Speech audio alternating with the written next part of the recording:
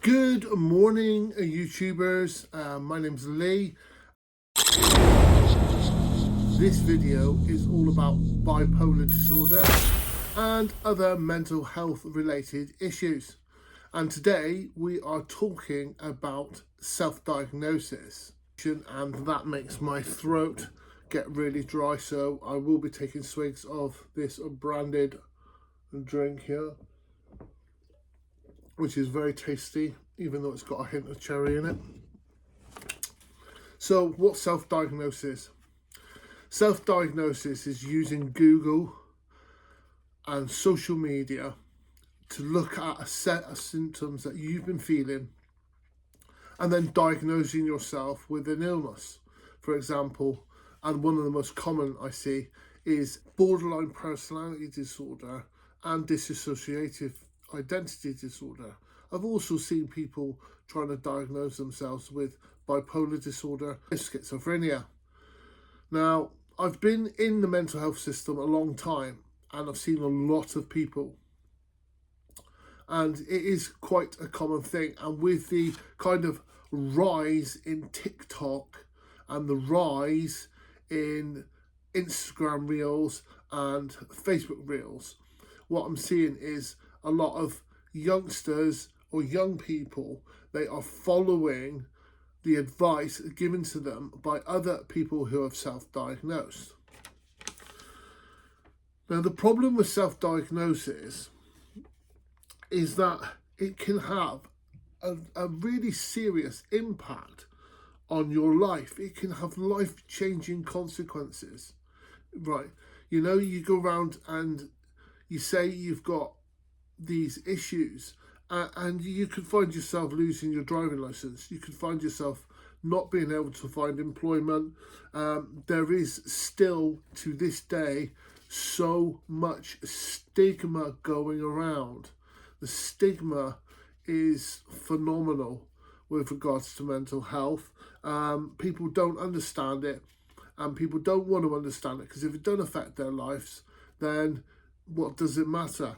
And another thing is, you will not be able to get any kind of physical help within either physiotherapy or medication or other kinds of therapy that you may need for a specific condition. So you may need cognitive behavioural therapy for post-traumatic stress disorder, for argument's sake. So it's very important, especially nowadays, to go and get an actual diagnosis. And I know this is difficult, believe me, I've been there. You go to your GP, and your GP can sometimes take ages to get in, ages to get an appointment. But if you're in a crisis and you really aren't feeling well, people will listen. Okay, they will. I've been there. I know what I'm talking about. Just recently, I've had a mental health crisis, and within 24 hours, I was saw by a GP, a community mental psychiatric nurse, a community mental practical doctor. I don't think they call them general practitioners. They are kind of junior doctors to the psychiatrists, and they then consulted with psychiatrists, and I had medication given to me, and 24 hours after that, so 48 hours later, I had a care plan, a care coordinator, and a community mental health nurse that I was introduced to.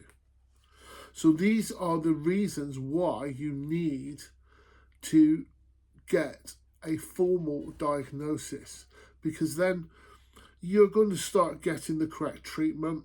You're going to get the correct treatment for your symptoms, regardless of what they label you with. So, you know, you could go in there thinking you've got ADHD and you've actually got bipolar, or you could go in there thinking you've got bipolar and you've got borderline personality disorder. It kind of like, let the professionals do their job. If you disagree with the professionals, get a second opinion by all means. That's what it's all about. It's all centered around you. Then You also get a care plan, and this care plan will detail everything that's been said, everything that's going to be done, and any emergency steps that need to be taken to keep you safe and to keep your condition from getting any worse. And support if you do get worse. That's what a care plan's for. And finally, once you're with the community mental health teams, you're going to get support with education, you're going to get support with childcare, you're going to get support with liaisons with your family, and you're also going to get financial advice. So get out there, go see your GP if you're struggling with any symptoms related to any mental health illness. My name's Lee. If you like my video, please subscribe, give me a thumbs up, and I will see you on the next video when I give my update on how I've been feeling lately.